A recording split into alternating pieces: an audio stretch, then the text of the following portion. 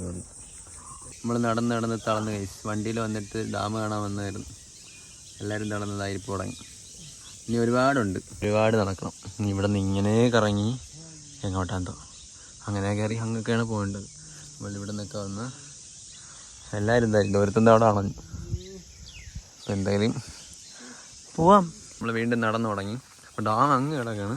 ഇവിടെയൊക്കെ വെള്ളം വരുന്ന സ്ഥലമാണെന്ന് തോന്നുന്നു. പക്ഷെ നല്ല വ്യൂ ഉണ്ടല്ലേ, പച്ചപ്പൊക്കെ ഉണ്ട്. പക്ഷെ വെയിലായിപ്പോയി.